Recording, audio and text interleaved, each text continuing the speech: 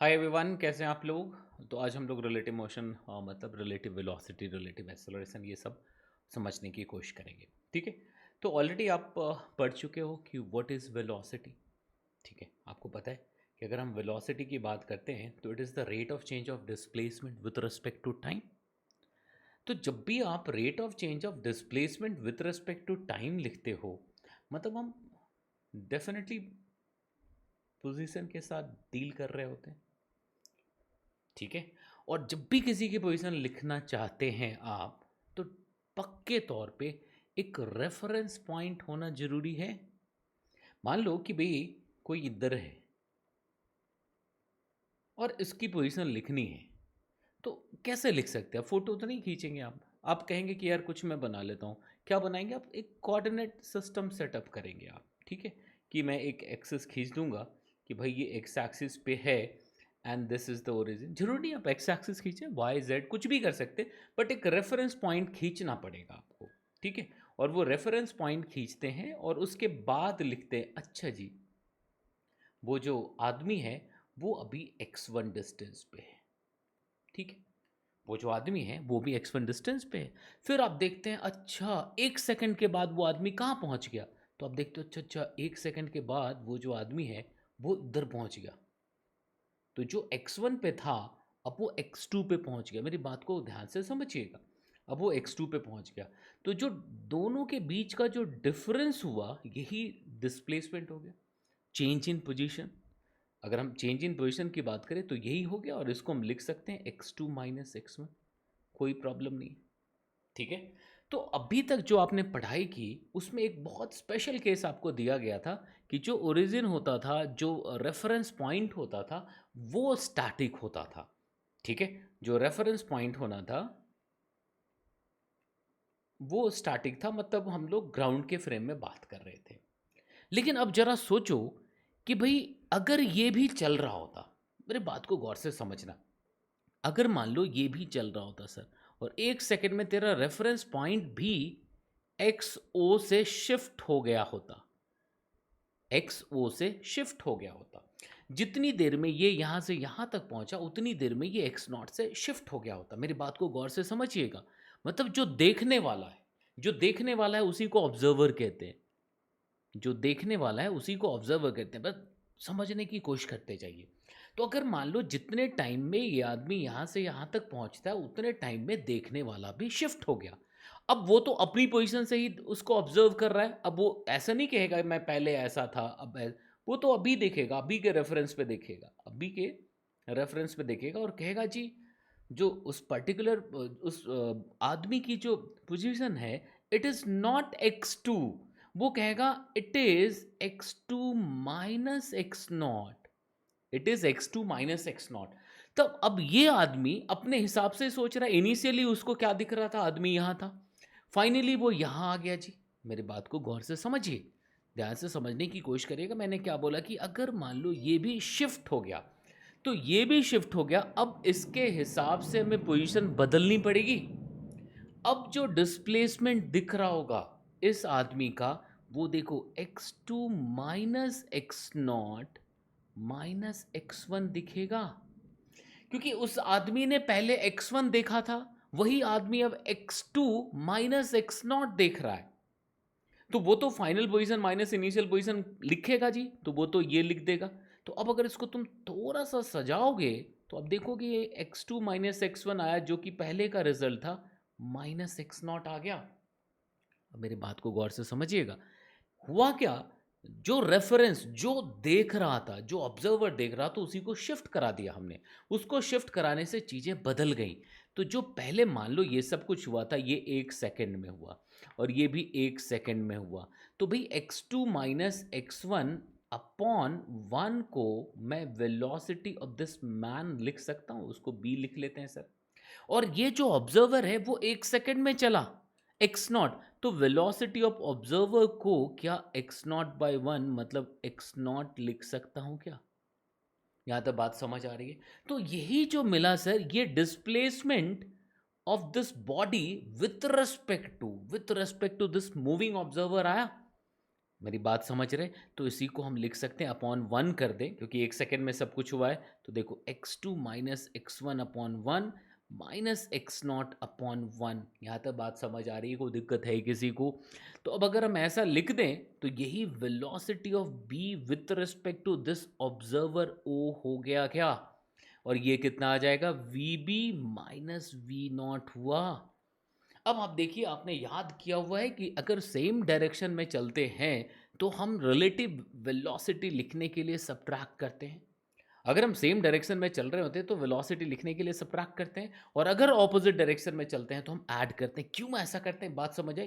क्योंकि हमारा ऑब्जर्वर भी चल रहा है, तो वो रेफरेंस पॉइंट ही शिफ्ट हो गया। अब अगर यही देख लेते हैं, ये ऑब्जर्वर था और ये आदमी था जी। अब ये मान लो यहां से शिफ्ट हुआ, तो ये यहां से यहां पहुंच गया। ठीक है, तो ये पहले जो देख रहा था ये x1 देख रहा था, अब ये इधर x0 चल पड़ा क्योंकि ये तो ऑपोजिट चला। अब ये ऑब्जर्वर यहां पहुंच गया आफ्टर 1 सेकेंड। अब इस ऑब्जर्वर को जो पोजीशन दिखेगी वो, अब देखो, जो यहां से x2 होना चाहिए था ये x2 प्लस x0 हो गया इस ऑब्जर्वर के लिए, क्योंकि ग्राउंड से जो still for the stationary observer it is still x2।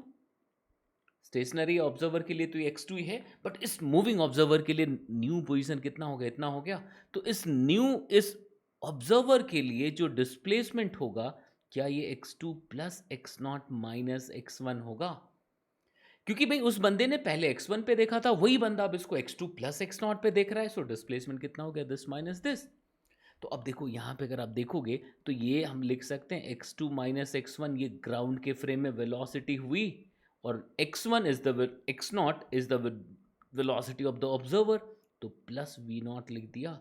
तो देखो velocity of b with respect to observer इस बार ऐड हुआ। अब आपने पढ़ा है कि अगर ऑपोजिट डायरेक्शन में चीज़ें चल रही हों तो हम क्या करते हैं? In order to find the relative velocity we simply add them. हम क्या करते हैं? उसको ऐड कर देते हैं। ठीक है, यहाँ तक बातें समझ आ रही है? तो जो कॉन्सेप्ट है वो क्या है आपको पता चल गया होगा। तो जो कॉन्सेप्ट है वो आपको अगर समझ आ गया, तब हम यहाँ से आगे बढ़ते हैं और हम लिखेंगे कि अगर कहीं पे वी ए बी लिखा हो, इसका मतलब होता है velocity velocity of A with respect to b, velocity of a with respect to b on the same line। अब हम यही सब कुछ डिस्प्लेसमेंट एंड एक्सेलरेशन के लिए भी लिखेंगे, लेकिन अब हम लोग एक हमेशा ये ऐसा ग्राफ और ये डायग्राम तो खींचोगे नहीं, तो अब एक मेथड बना लेंगे आप जब भी, और वो जरूरी नहीं कि वन डायमेंशनल मोशन के लिए, किसी के लिए भी वैलिड है। अगर हमें वी ए बी चाहिए तो हमें क्या करना चाहिए? देखो, पहले जो आ रहा है उसकी वेलोसिटी है विथ रिस्पेक्ट टू जो बाद में आ रहा है, तो velocity of A with respect to B. तो velocity of A with respect to B को V A minus V B लिखा जाता है वेक्टर फॉर्म में। अगर हमने वेक्टर फॉर्म में लिख दिया तो ये कभी भी वैलिड है, 2D 3D जब जहाँ पे भी आप लिखना चाहते हैं आप लिख सकते हैं, 2D 3D हर जगह पे। लेकिन आपको क्या करना है? इसको थोड़ा सा और मॉडिफाई कर देना है, इसका थोड़ा इम्प्रोवाइज वर्जन यूज़ करना है, ताकि आपके लिए कहानी बहुत आसान रहेगी। वो क्या करना है? यहाँ तक तो ठीक है। अब मैं इसको ये लिख सकता हूँ, resultant of velocity of that object and negative of velocity of observer, बस। It will give you the clear idea और बेटर अंडरस्टैंडिंग जब अगर हम एप्लीकेशन की बात करते हैं। यहाँ तक बात समझ आ रही है? तो जब भी हम रिलेटिव वेलोसिटी की बात करते हैं we should apply this formula, चाहे वो 2D में हो या 1D में हो। अब मैं आपको इसको अप्लाई करके दिखाता हूँ कि भाई मान लो कि भाई ये ए है, ये इधर चल रहा है वी ए से, ये बी है, ये इधर चल रहा है वी बी से, और ये सी है वो इधर आ रहा है वी सी से।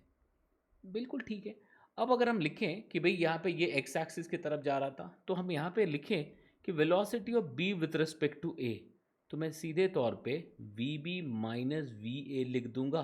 देखो V B minus V A लिख दिया। अब देखो इसको मैं अगर एक्स एक्सिस लिखता हूँ तो आई कैप लिख दूँ तो कोई प्रॉब्लम है क्या? This is the velocity of B with respect to, क्योंकि हमने सेम डायरेक्शन में था इसलिए सब्ट्रैक्ट कर दिया जी। अगर मैं V C with respect to A लिखना चाहता हूं तो क्या हो जाएगा सर?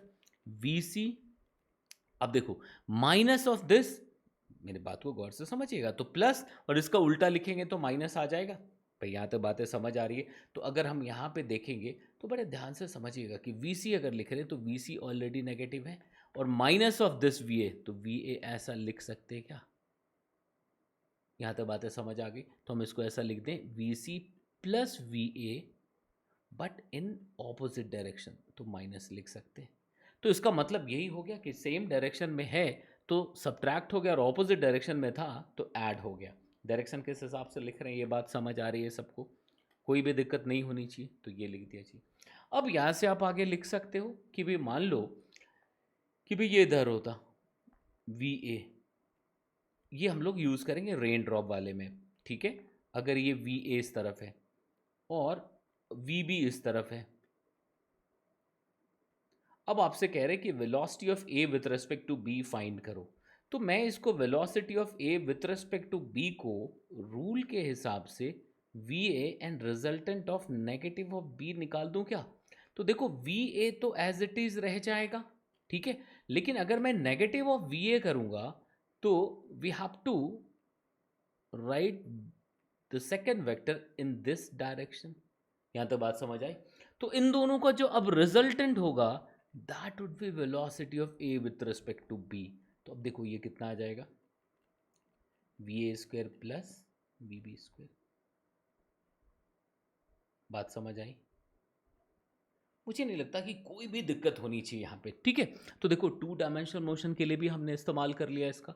और भी एग्जांपल मैं करके दिखाता हूँ कि अब अगर मान लो कहीं पे दे दे कि जी यार वी ए इधर है, ए इधर जा रहा है जी, ठीक है, और वी बी इधर है,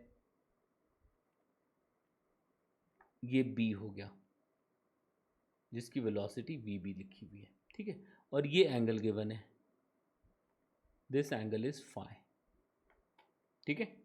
बहुत ध्यान से समझिए और बहुत आसान मामला, एक बार आप समझते जाएंगे, रटने के फिराक में मत रहे, बहुत लंबे चौड़े नोट्स बनाने के फिराक में मत रहे, समझने की कोशिश करें। अब अगर मैं इस एग्जाम्पल के लिए आपसे पूछता हूं कि भाई velocity of B with respect to A या velocity of A with respect to B कितना हो जाएगा, तो तुम क्या करोगे, वी ए और नेगेटिव ऑफ बी का रिजल्टेंट लिखोगे बेटा। तो देखो ए तो ठीक है, लेकिन b का जब उल्टा लिखेंगे तो ये इधर जाएगा, मतलब ये देखो ये आ गया, a vector can be shifted from one point to another position according to requirement, but एक चीज़ हमें ध्यान रखना है कि उसका मैग्नीट्यूड और डायरेक्शन चेंज ना हो। तो देखो यहाँ पे हमने चेंज करना था क्योंकि माइनस वी भी चाहिए तो हमने उल्टा लिखना पड़ा, ठीक है, क्योंकि ये रिक्वायरमेंट थी हमारी। अब ये फाइन, क्योंकि अब वो वेक्टर रहा ही नहीं, अब उल्टा वेक्टर हो गया, ये नेगेटिव वेक्टर हो गया उसका, ठीक है जी। अब देखो इन दोनों का जो रिजल्टेंट होगा वही वी ए बी हो जाएगा। तो अगर वी ए बी के मैग्नीट्यूड की बात करते हैं तो देखो ये कितना आ गया, V A square plus V B square plus two V A V B cos five. मुझे नहीं लगता कि कोई भी दिक्कत होनी चाहिए। तो कैसे लिखा आपने, समझ आ गया? अब इसको और भी तरीके से कर सकते थे हम, ठीक है। इसी सवाल को अगर और भी तरीके से देखा जाए तो हम लिख सकते हैं कि भाई रिजॉल्व करके, कई बार हमें प्रोजेक्टाइल के अगर क्वेश्चन करने हो जो टू डायमेंशनल दो अलग अलग हो तो रिजॉल्व करके भी कर सकते हो आप, ठीक है। तो आप इसको वी ए रहने दीजिए, ऑब्जर्वर तो बी है, तो बी को देखिए तो बी इस तरफ था बेटा, and I think this angle was phi, तो ये फाई था। तो अब अगर मैं लिखूं तो इसको मैं वी बी लिख सकता हूं इधर, क्या वी बी कॉस फाई और इधर वी बी साइन फाई। मुझे नहीं लगता कि कोई दिक्कत होनी चाहिए। तो अब देखो सर, ध्यान से समझना कि अगर मैं इसको एक्स एक्सिस मान लूँ और इसको वाई एक्सिस मान लूँ, ठीक है, तो velocity of A with respect to B along X axis अगर लिखता हूँ तो दोनों ऐड हो जाएगा। देखो वी ए, ध्यान से समझना क्यों ऐड हुआ, क्योंकि हम ये plus minus V B cos phi करेंगे, माइनस जब करेंगे तो वो एक ही डायरेक्शन में आ जाएंगे दोनों। तो देखो वी बी कॉस फाई, अब आपको याद रख लेना चाहिए कि सिमिलर डायरेक्शन में, सेम डायरेक्शन अगर एक ही लाइन पे तो वी शुड ऐड देम, ठीक है, if we need the relative velocity. तो हमने यहाँ तक लिख दिया, यहाँ तक बातें समझ आ रही, कोई दिक्कत होनी नहीं चाहिए। अब अगर मैं वाई एक्सिस पे लिखता हूँ तो देखो अब हमारे पास ये जीरो है भाई, वी ए की ए का तो कोई भी कंपोनेंट वाई पे नहीं है तो जीरो। अब इसका जब उल्टा लिखोगे तो माइनस ऊपर चला जाएगा, माइनस ऊपर चला जाएगा, तो देखो plus V B sine phi लिखोगे, ये जे क्या। अब देखो एक्स एक्सिस पे अलग निकाल दी हमने, वाई एक्सिस पे अलग निकाल दी हमने। अब अगर मुझे रिलेटिव वेलोसिटी चाहिए, नेट वेलोसिटी, तो क्या करना चाहिए हमें, देखो V B V A B X का square plus velocity of A with respect to B along Y का स्क्वेयर। मुझे लगता नहीं कोई भी दिक्कत होनी चाहिए। अब देखो वही रिजल्ट आया जो आपने डायरेक्ट वहां से निकाला था, देखो बिल्कुल वही सब कुछ मिलेगा। V A plus V B cos phi का square plus V B sine phi का स्क्वेयर, बस इतनी सी चीज रहेगी जी। ठीक है, तो कैसे रिलेटिव वेलोसिटी लिखते हैं ये बात समझ आ गया। अब अगले लेक्चर में मैं रेन ड्रॉप प्रॉब्लम से इसको ढंग से सिखा दूंगा और कहीं भी कोई दिक्कत आपको नहीं आएगी। अब आप एक चीज का ख्याल रखिए, ऑन द सिमिलर पैटर्न, बिल्कुल इसी पैटर्न पे आप सब कुछ लिख सकते हैं। जैसे हमें displacement of A with respect to B लिखना है, तो R A plus minus of R B लिख सकते क्या। This is called relative displacement, relative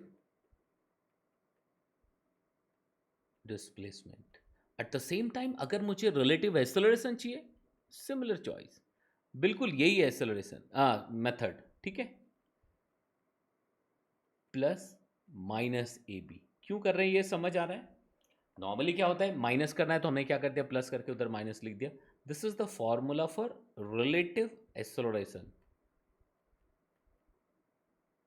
तो ये आपने कॉन्सेप्ट समझ लिया, कैसे हम रिलेटिव वेलोसिटी और कैसे रिलेटिव एक्सेलरेशन लिखते हैं, और इसका फॉर्मूला क्यों थोड़ा अलग सा आ जाता है। जो अभी हमने पढ़ा है उसमें कुछ चीज़ें ऐड हो जाती है। तो आपने जो अभी पढ़ा है वो बाय डिफ़ॉल्ट ग्राउंड के फ्रेम से था, तो जो रेफरेंस फ्रेम था, रेफरेंस पॉइंट था, वो स्टैटिक था, तो कोई पंगा नहीं है।